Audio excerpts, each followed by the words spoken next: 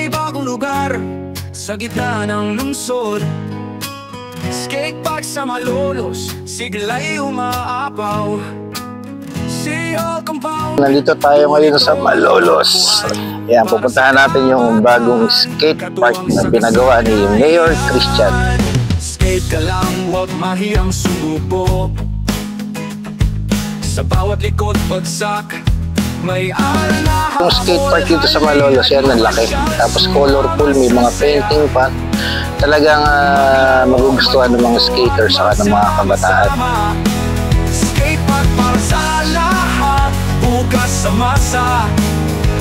Tara na, Malolos, oras na. Shout out sa aking nanay. Shout out sa nanay ko, salamat sa skateboard, 1-1. Dinaya pa ng bawawi, ng pamahal.